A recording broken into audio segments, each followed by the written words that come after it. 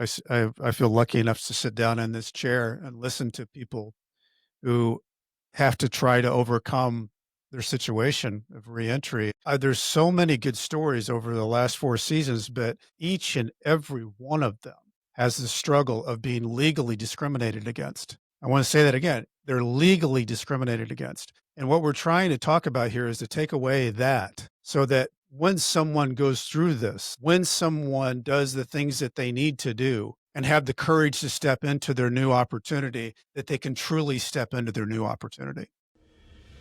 What happens when your worst fear becomes your reality? Hi, I'm Brent Cassidy. Welcome to the Nightmare Success In and Out podcast, where we explore how to overcome your fears and nightmares that set yourself free. We're going to be exploring this topic with guys I was in Leavenworth with and others who survived their own nightmare. These stories can be inspiring, sometimes sad. There's some humor, but hopefully you can come away with a nugget of something that'll help you knock down some of the prisons you built up in your own mind. All right, welcome back, Nightmare Success and Out listeners. This is where you come for what happens when your worst fear becomes your reality. How do you adapt, survive, overcome, set yourself free? I know I sound like a broken record, but folks, follow, subscribe, like this thing up, share it out. It really helps the show. We appreciate it.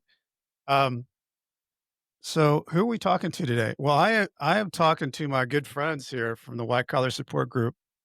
We're going to talk about some stuff really about what happens when you get out of prison and what's out there that's barriers. And the biggest one is we're going to talk about a federal expungement initiative.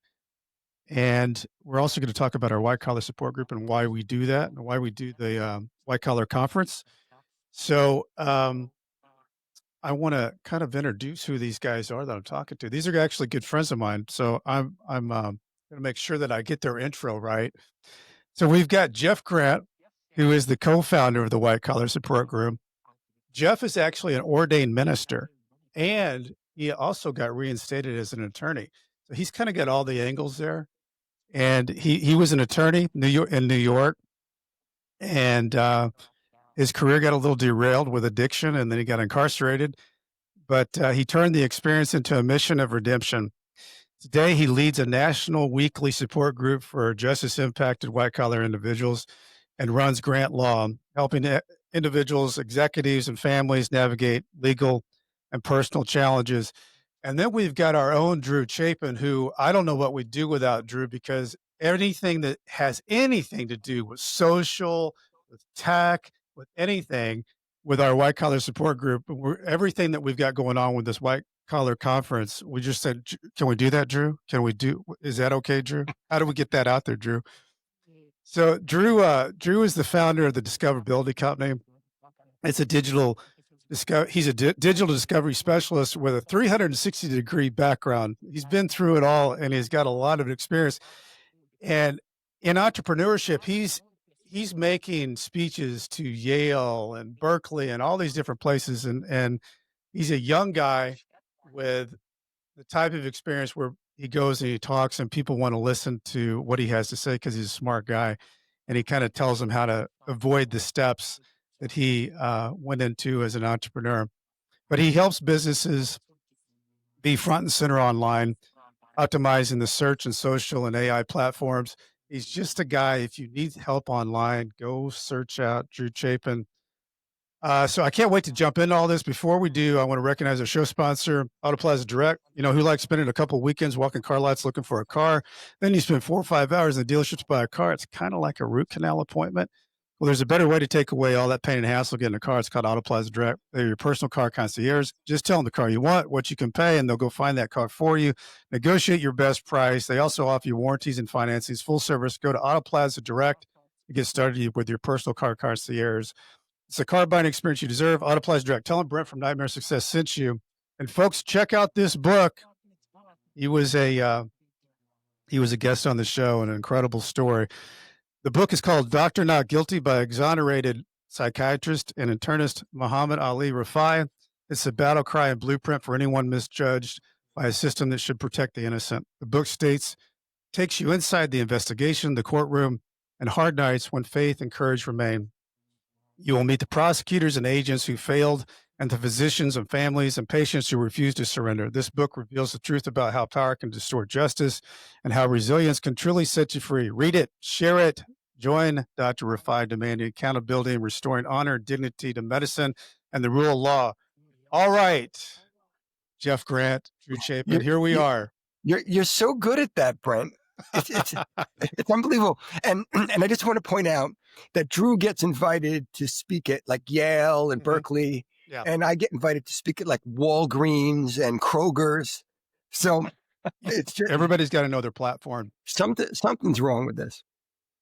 So, so guys, everything we're talking about right now, it's kind of hot in the world of talking about justice reform. It's we were on Jeff the other day talking on another podcast with Sabrina Morgan about in my lifetime. I'm 58 years old.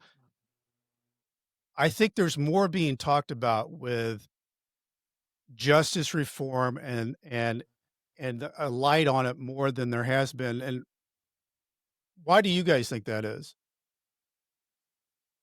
Well, I think at least for white collar, I can't speak for the entire criminal justice reform movement because in many ways that movement has stalled, mostly because of lack of funding and lack of focus.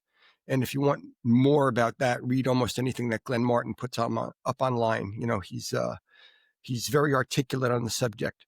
But there's no question in my mind that this is kind of the sweet spot for white collar right now.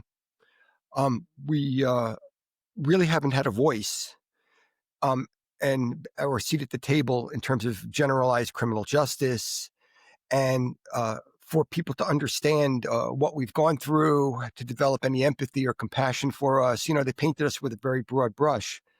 But now we're in a climate where I think almost anybody, certainly anybody listening to this podcast, um, knows somebody who has undergone some kind of white collar prosecution or is maybe, one degree of separation from. And like, okay, we can talk about this now. I got to talk about this with my kids. I got to talk about this with my friends. It's not okay to stick my head in the sand and just pretend it doesn't happen or somehow to dismiss people because of something they did wrong, and then a kind of a cancel culture effect of where all of a sudden I can't accept them as being human anymore.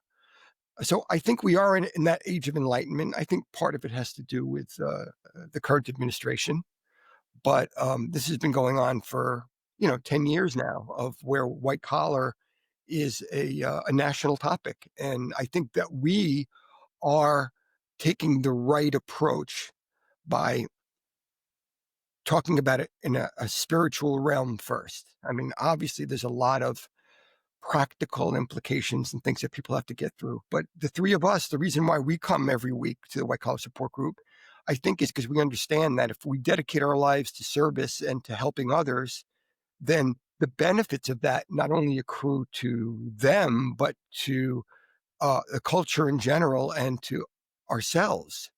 And so, I mean, that's why I'm proud to be on this podcast with the two of you, for sure.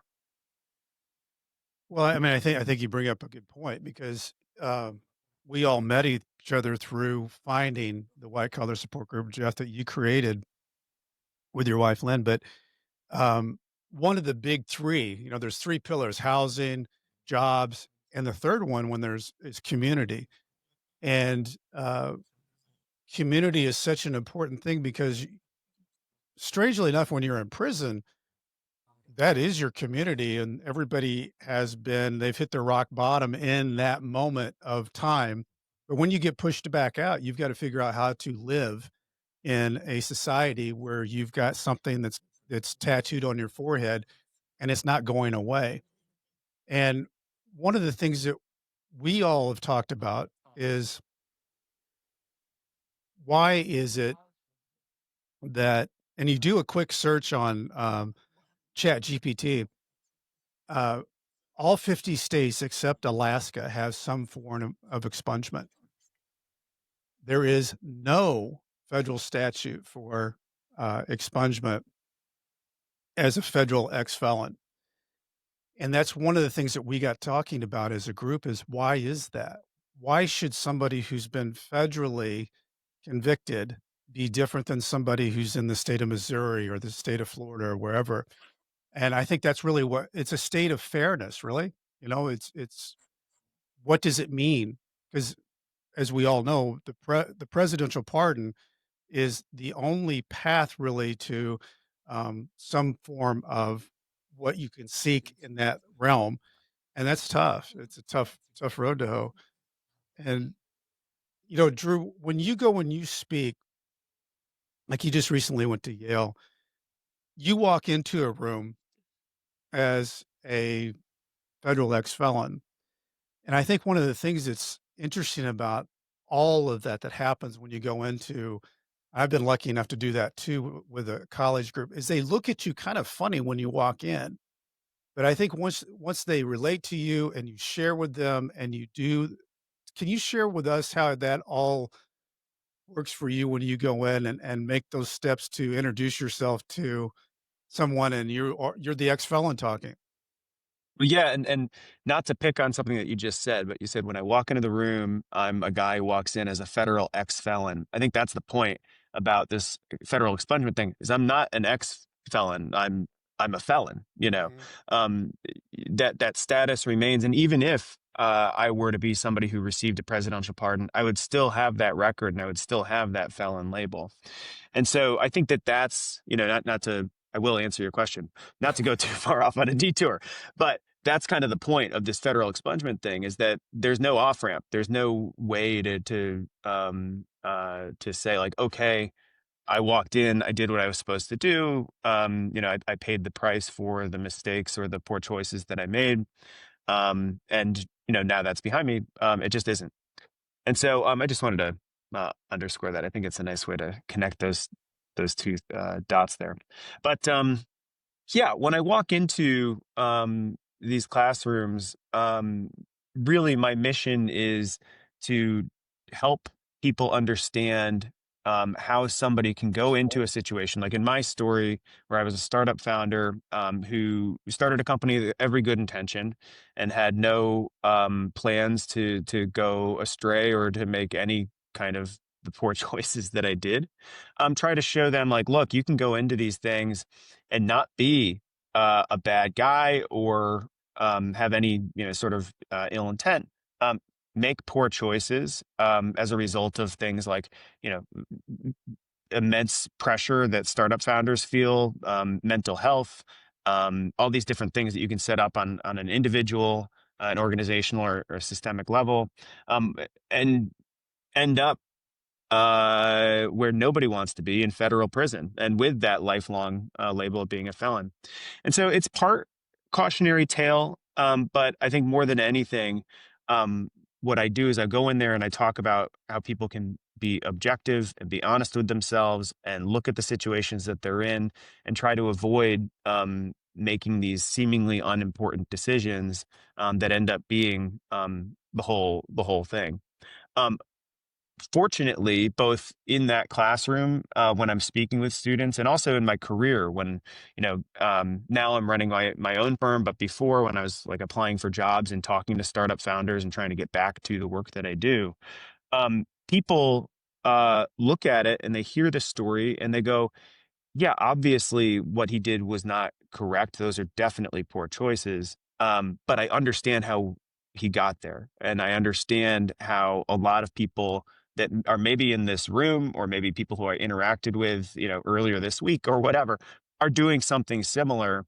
And that's a really, really big, kind of switch that I like to make sure that I flip and have people really open up their eyes to how much of this is going around.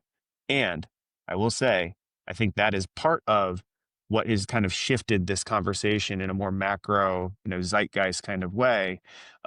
Because not only are more people touching the criminal justice system, either directly or through a family member or a friend, or they're reading stories, or they're hearing about it on TikTok with people like, Sabrina Morgan or any of these other influencers who are out there just like sharing their stories they weren't doing 10 years ago. And it's all good. Like it's all just kind of this rising tide of awareness. Yeah, I think there's a lot to that. What you just said there, the social media, people can say there's a lot of bad things about social media, but one of the things I think in social media has allowed people to, uh, especially with the reentry community, criminal justice reform, sharing stories, because stories are really what connect so many people Mm. because they can relate. They turn the movie on in their brain. And I think, you look at Portia Lauder, you look at Sabrina Morgan, all these different people who've been successful on that platform is people are connecting with them by them sharing what experience they've shared or they've experienced. And those people connect themselves into that world and relate. And you can never get anything done unless somebody can relate to you. And I think that's uh, a huge part of that. The bigger part of what we're doing is a lot of people when we said we wanted to go after a federal expungement initiative statute, they said, "Well, that can't be done. That can't be done." And I think it's for us, and I'm speaking as just a mindset. I kind of think we're the perfect people to do that because when you get out of prison, everything is you can't do this, you can't do that, you can't do that. And so we're used to walking and pushing through barriers just to try to be able to be around.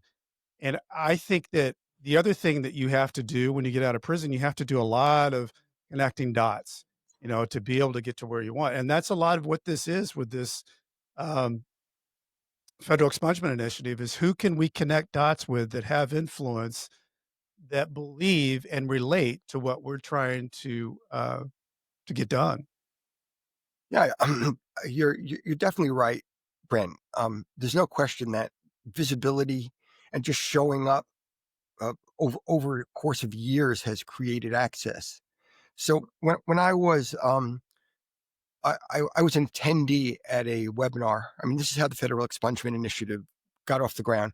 I was an attendee at a webinar, and it was moderated by Doug Berman at Ohio State Law. And one of the uh, panelists was Rachel Barco at NYU Law. And, Rachel was formerly on the U.S. Sentencing Commission, and she was Justice Scalia's law clerk at the U.S. Supreme Court, a big name, someone who understands sentencing and understands, certainly has a huge heart. And one sentence just came out of her mouth while they were talking about pardons and talking about kind of what's going on in the world of this administration and former administration. And the sentence that came out of her mouth was, there's nothing preventing Congress from passing a federal expungement law. And I just I stopped dead in my tracks. Like, did I hear what I just heard? Yeah, I couldn't rewind it. And but I did call her up the next day, and I said, "Is that true?" And she said, "Oh yeah, it's true, but no one's ever gotten this off the ground. I mean, there have been some minor attempts, but there's it might be a good time for it to happen. I mean, there's certainly bipartisan wind at our sails in terms of criminal justice reform. And with all these pardons that are going on, maybe there's room for something that's a longer term solution, like an expungement law." And we got to talking about it a little bit. And I said, "Well, I think our white collar support group might want to get behind this and push this. And if we do, will you be, a co-founder?" And she said, "Well, if you get Mark Osler and Doug Berman on board, I'll do it." So we called up Mark and we called up Doug, and both of them were very enthusiastic. And mostly because it's a natural place for the conversation to go right now. It's like, what are we going to do to balance what's going on in terms of the federal view towards crime, and especially if the Trump administration now is talking about a crime bill, and if we're going to get tough on crime again, if that's what's going to be happening, well, why not balance it with an off ramp? I mean, certainly we all know that um, that the logical thing for and it happens in a lot of these states and happens in other countries is you enter the system. There's got to be a way to exit the system. But in the federal in federal criminal justice, there is currently no way to exit the system. So we start to rally people, including the two of you and a bunch of other people who are policymakers and lawyers and academics, and we put together this team, and we are moving forward. And also, big huge thanks to the pro bono department at Paul Weiss, who's given us time and done research for us. And I think we're in a place right now where we are in the next few months. I don't know if a few is 3 or I don't know if few is 9 months, but a few months, we will be talking to senators, probably on the Judiciary Committee, about sponsoring a bill, and then what would go into that bill. I mean, what does it really look like? And that's it's not easy in terms of figuring out not only what's the right thing to do, but then politically and diplomatically what we need to accomplish in order to for the goal to wind up something like where we hoped it would go. Jeff, I was thinking while you were talking, you had a big thing happen when you got out of prison that you worked really hard at, and you got reinstated as an attorney, Mhm. your law license. And I wonder, because you and I talked a little bit about this Mhm. recently, but that is a sense of redemption, expungement, because you have to go through a process where they basically certify you again that you Yes. are a you're good enough to be a reinstated uh, person and have your law license back. And I think that's the biggest thing that we're talking about here. And I also think that's probably what gave you even more confidence to think this is something that feeling that gave you.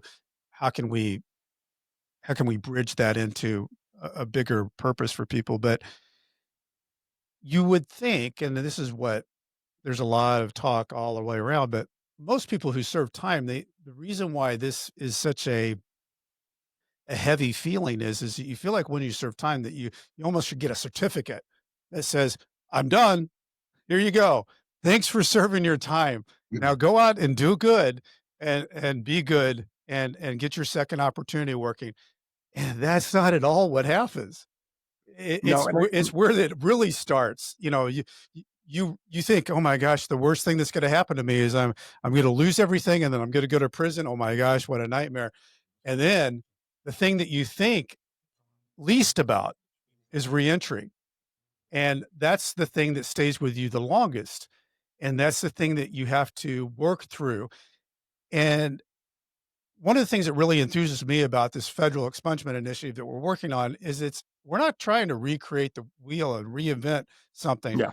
There's some really good things out there from states that all it needs to do is be recrafted a little bit for the federal level. And you can just take bits and pieces from different states and have a really good new statute. And that's what I'm encouraged about is we're not starting from scratch. There's a lot out there. Yeah, I'm just before we get Drew's take on it, I just want to be really clear about something. Although we've decided to take the lead advocacy on this, as a white collar support group and as people who've been prosecuted or convicted of white collar crimes, we're doing this for the benefit of everybody. I mean, it just happens to be a point in time where we think that we can be a voice for this, but we're not doing it just for ourselves. We're doing it for anybody and everybody who has been convicted of a federal crime. Now, certainly, there are some crimes when this all kind of gets worked out between our committee and then talking to the Congress. As it gets worked out, um, some crimes, people who've committed some crimes will never be able to get an expungement. And then the length of time, for example, that it will take to get an expungement, it's going to take years, probably. I mean, probably, I don't know. I'm guessing. I'm shooting from the hip here, but it could be 7 years post-release before you even qualify for an expungement.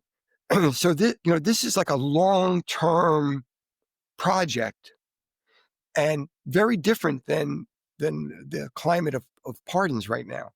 And I think that that's what makes it possible, because we're really looking at people's redemption stories. Like, for example, if you have to have a job for 7 years, then someone has to give you a job. If you have to do volunteer work for 7 years, then someone has to allow you to volunteer. I mean, it makes the entire community somewhat responsible. And that culture change happens slowly, and it happens over time. And I know from other projects I've worked on with other nonprofits and things that if that culture change is possible, it will happen somewhere in the future where it will become like a regular part of the way that things are handled, and it'll be long after the three of us are forgotten. Yeah. Drew, I think you've been out, um, you've been home. How long has it been now? About 2.5 years. 2.5 years. And I've been able to watch from the moment that you got out to where you are now. And I would say, looking from watching, I'm not in the middle of it with you, but you have been a successful reentry person. And I know it hasn't been easy. How do you like when you go into the situations that you've gone into? How do you work around this thing that hangs around your neck?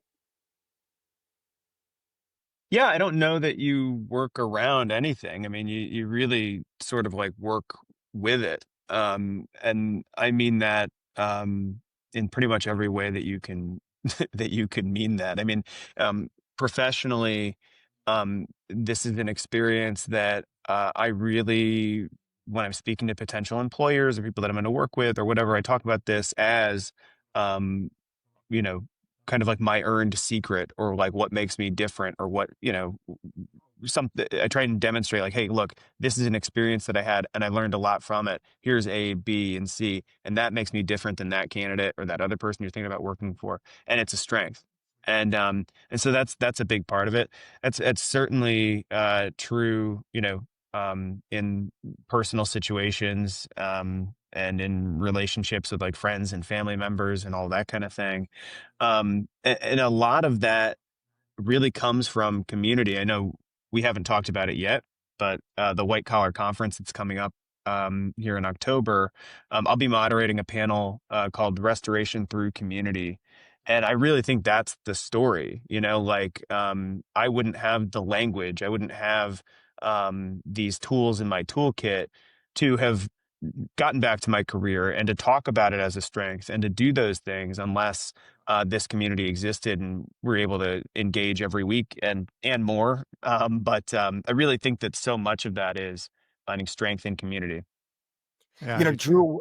Drew, what I think is remarkable about your story, or your redemption story, your post-prison story, is that this was a conscious choice that you made, that you were gonna lean into it. I mean, we know a lot of people, and there's a lot of people in the white collar support group who make another choice, and they don't put their And there's nothing wrong with that. By the hmm? way, that's a that's No, totally like a personal style decision. Yeah.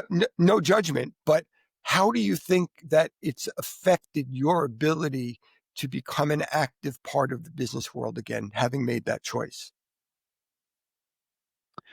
Well, I think I disarm it in a way by owning it. A lot of people live in fear of, oh man, I made these poor choices in the past. I went to prison, or not, or whatever. I went through the criminal justice system, whatever that means, for that person.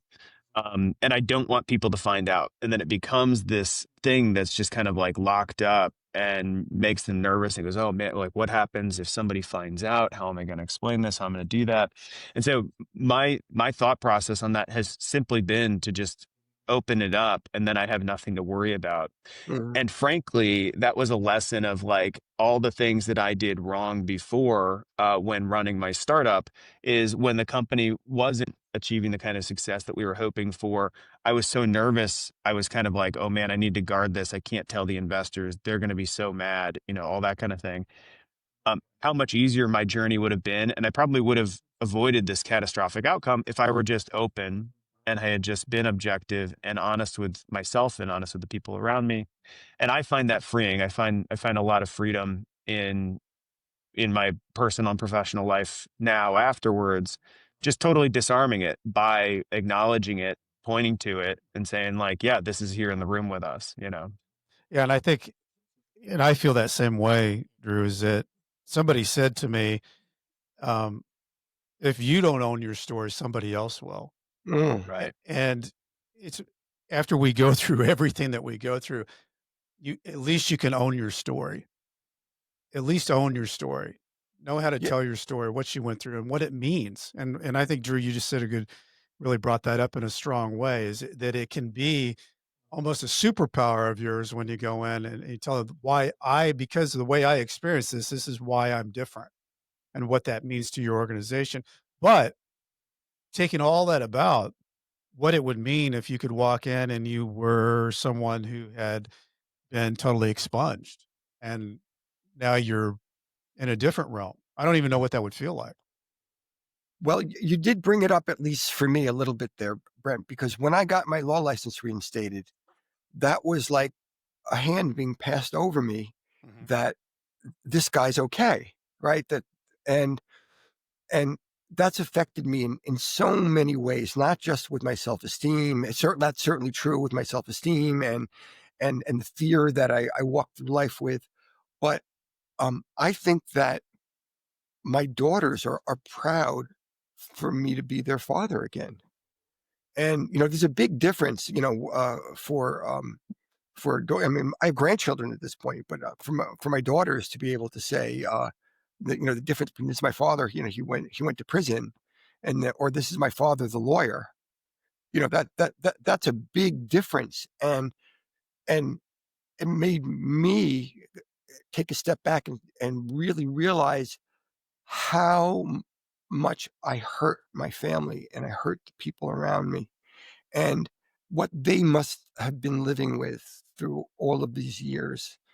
And and not just because of the the tag of felon that's been put on us, but the double life, the lying, the looking over my shoulder, being so obsessed with my problems that I wasn't able to be present there for my family.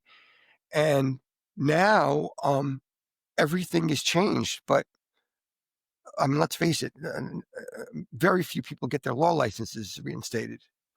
Um, what we're talking about is a project that has a specific task to grant expungements to a lot of people over time.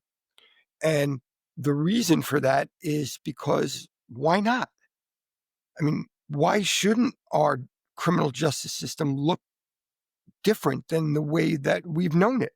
Why can't there be an exit?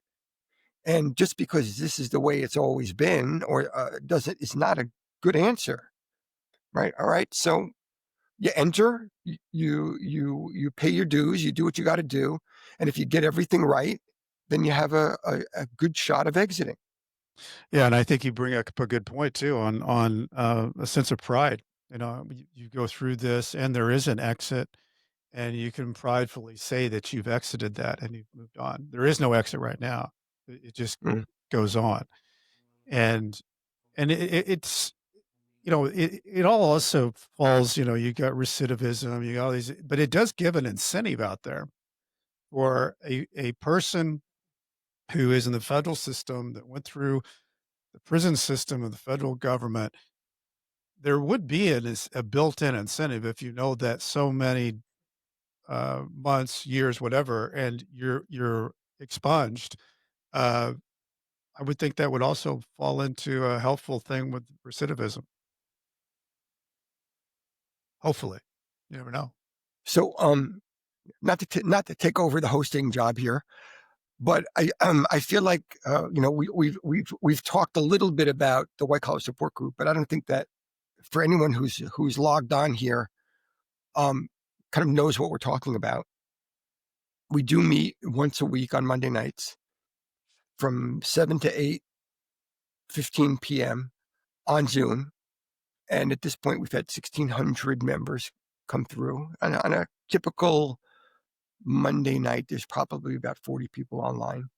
And to me, my favorite thing is when someone comes on for the first time and they're scared, and we've heard from them during the week, or they've reached out during the week and we've gotten them the log-on information.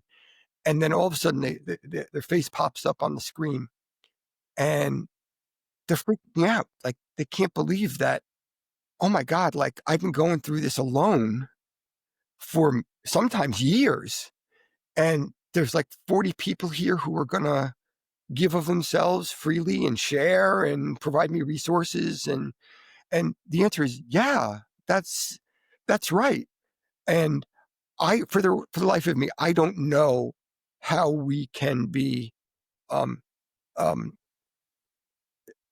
people don't know about us. I don't know that. Because basically, if you put in ChatGPT or you put in Google white collar support group, our name pops up. Yeah. So you can't be doing a very exhaustive search if you haven't found us. But I appreciate that people are scared and they're afraid they're looking for the needle in the haystack. And I can tell you that there are a lot of things that people will do in order to gain some form of advantage in their criminal justice journey. They'll hire people, they'll spend a lot of money, they'll do all kinds of things. They don't want to leave that stone unturned. We don't charge anything. We're all volunteer. We're doing this out because we're doing this out of love and healing and self-healing.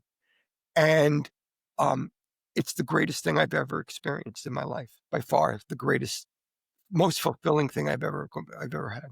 Yeah, I can see that. I mean, and it gets, there's a lot of people that get really something from it, and it's very impactful, which I think is a good transition to talk about the white collar conference, because we had our white collar conference last year. And Jeff, you want to talk about what we've got as a lineup of coming October 11th? Sure. Yeah. Sure. I have to, I have the flu people out there. I have the flu people out there. I usually have like better lighting. So, you see, we no, all sure, know it's the lighting. Yeah. No, yeah. That's for sure the lighting, right? Not what I said when we first got on. We all know each other really well. And the fact that we're playing this so straight is like blowing my mind. Before we got on, I told Jeff he just looked like hell, and his face really went sad. And I said, "I'm just kidding. You look fine." Me vain? What are you talking about?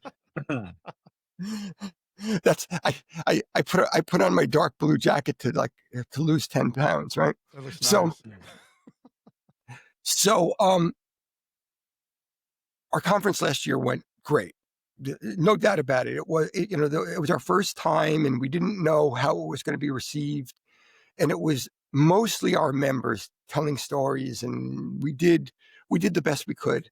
But it was it was universally received well, and it gave us some impetus to reach out more and to try to find topics and to try to find speakers who would be impactful, but also who we could connect with on a very different level.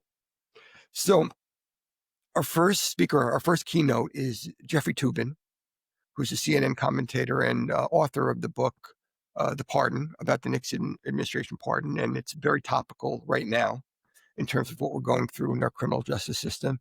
And Jeffrey's a pro. And just to have, gotten his attention and his approval is an amazing get for us, and I don't know that he's actually going to talk about us on CNN, but I'd like him to. But there's no question that having Jeffrey as a as a keynote, is a big win for us. And then I've been to 2 criminal justice conferences recently. One put on by the National Association of Criminal Defense Lawyers, and the other by the American Bar Association. And people came up to me at these conferences and said, "How did you get Sam Bankman-Fried's father to be a speaker at your conference?" And I said, "Well, we asked him, right? It wasn't that hard, given the fact that he is genuinely one of the nicest, most earnest people of heart that I've ever met." And so Brent and I got on a Zoom call with him, and he's agreed to be interviewed by Brent in about a 40-minute conversation. And then that's going to be augmented by a full episode of Nightmare Success that will be in the can at the time of the conference, probably be released a day or two after. And I've talked at length with Joe Bankman about Sam, about the effect on his family, about what it means to be a family that goes through such a high-profile prosecution. And he has some very interesting thoughts and reflections that he's willing to share with us that I think anybody who's going through it will be able to relate to. And then I'll just mention third, then we have a panel of people from our Federal Expungement Initiative. We do have Mark Osler and Doug Berman and Todd Hoff from Indiana University, Kelley School of Business. And they're going to be talking about the guts of pardons and expungement and what it really means. And again, I've been to 2 attorney criminal justice conferences recently, and I can tell you that they are not covering pardons well. Nobody knows what's going on. Nobody knows the history. They're covering it because they think they have to, but there's no real good information that's being passed around there. And what we're hoping is that people who've dedicated their lives to the academics and the understanding of how all these pieces go together, they're going to be able to share with us some important information that's going to help us all make good decisions about pardons and expungement laws and things like that. And I think just with that lineup, anybody's invited and the reason why with Joe Bankman, I think it's such an important thing to have him is that we always say when someone gets indicted and convicted, it's not just them, it's their family that has to, family goes to prison too. They just have to live it on the outside. Yeah. And so that's just an encouragement for people who have been affected, who are listening, who've been affected on the out. Because I think there's 80 to 85 million people that are affected with some kind of record. So that means there's a lot of people, family wise, that have to deal with this and what it means to you and how you get through life and how you survive. So tune in. If you've been a part of that, I think these people you can get something from. And it's Yeah. go ahead, Drew. So, Oh, Drew, Joe. yeah, Drew, Jeff. what are you finding different about this year's conference than the focus we had last year? I mean, we've been talking about this. We've been talking about it like for 6 months now, and all of a sudden it's here in 3 weeks. And what do you find most interesting about what we're offering and trying to reach out to the community about? Yeah, and I've said this, I know I've said this to you directly, but I feel like last year we were trying to figure out how to run a conference first and foremost. Like, can we do this? And we were building it really for the people that are in our community of, 15 or 1600 people. And we are trying to re-engage with some folks who maybe haven't, shown up to a Monday night in a little while. But we're trying to just use this as a touch point for the community. This year is very different in a way that I think is really constructive and is going to help us get to these goals that we're talking about.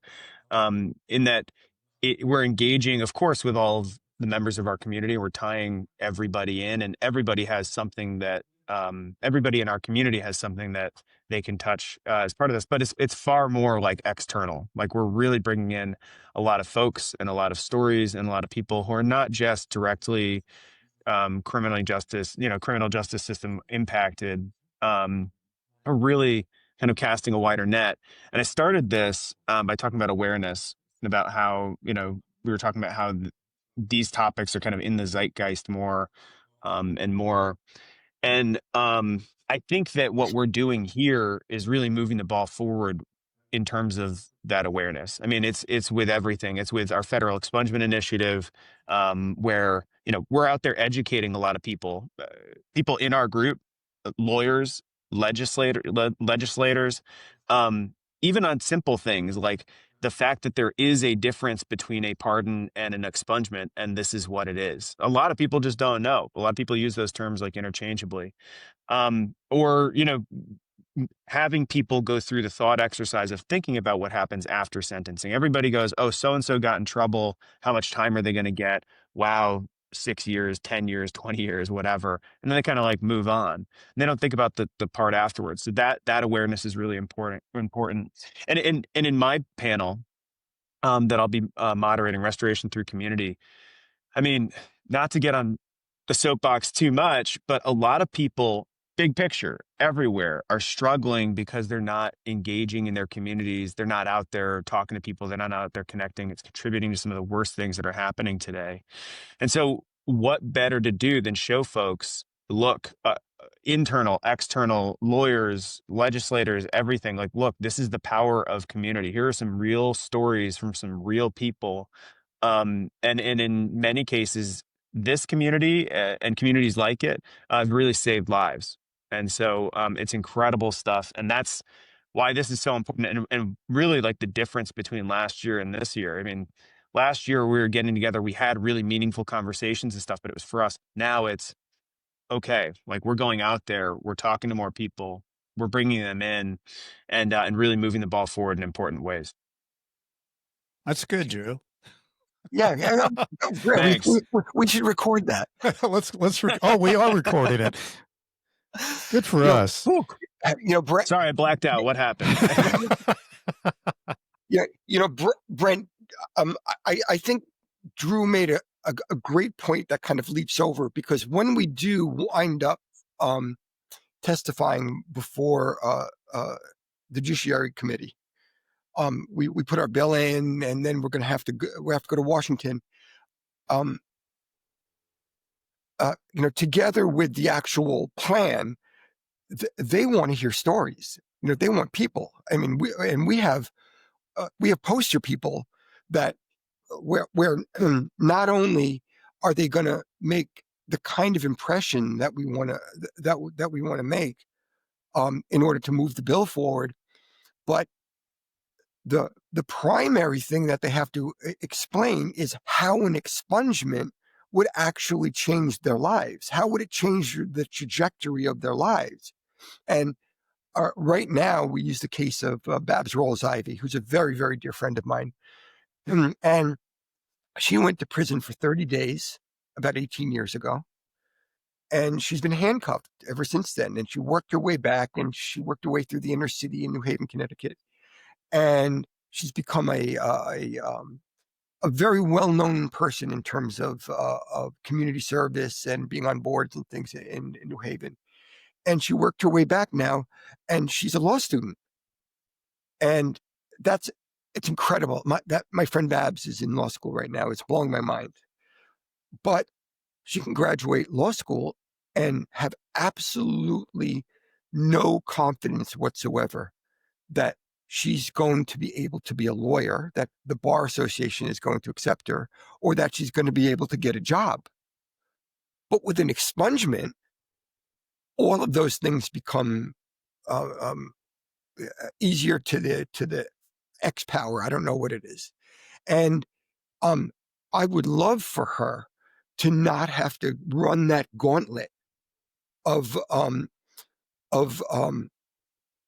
doubt and shame and people looking at her, through kind of eyes, why are you really doing this? Like, what's your motive? And I can speak for Babbitt. She wants to be a defense attorney. I mean, she wants to be work for the state. She wants to help indigent people who can't afford attorneys. So she wants to be a public defender, and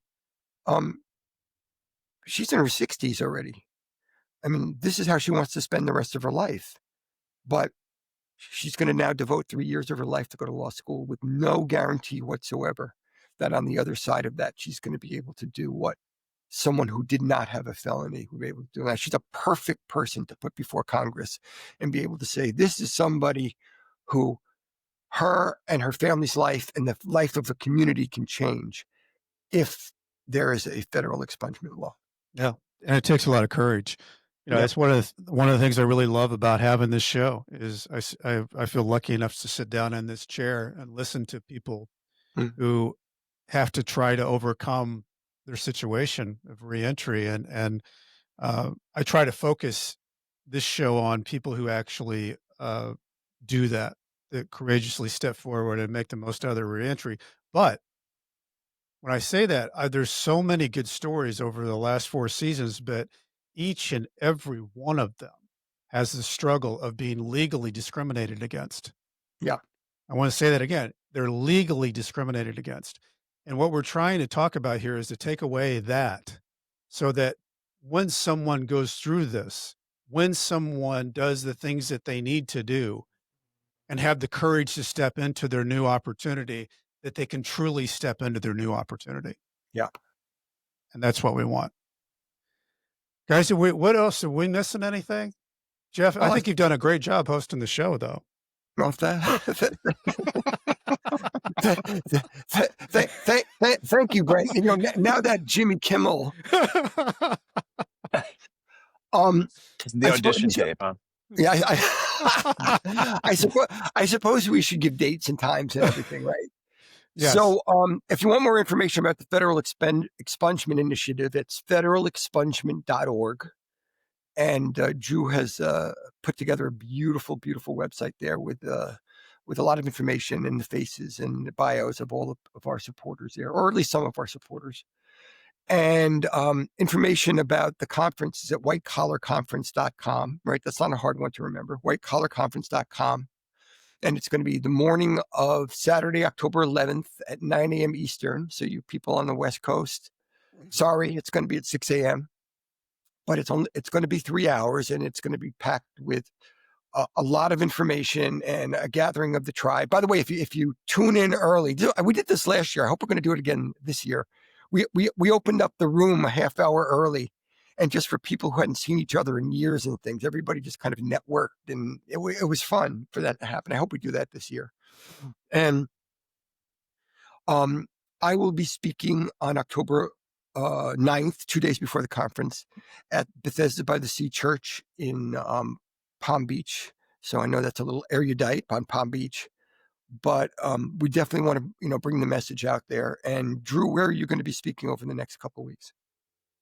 The first week of October, I will be at Berkeley, and then the conference, and then there's a little break. So stay tuned. Mm-hmm. Stay tuned. All right, guys, have we done it? I think we have. Okay. All right. I want to give a shout out to Homestead Financial. Lets me use this podcast room. I really appreciate it. If you got home mortgage needs, go to Greg Aftia. He knows all that stuff. Want to know anything more about what I'm doing, go to brickcassidy.com. And I spell it wrong. I spell it with a TY, not a DY. I used to say to my people when I was writing my emails back from Leavenworth, stay strong. I'll do the same. Nightmare success, in and out. All right.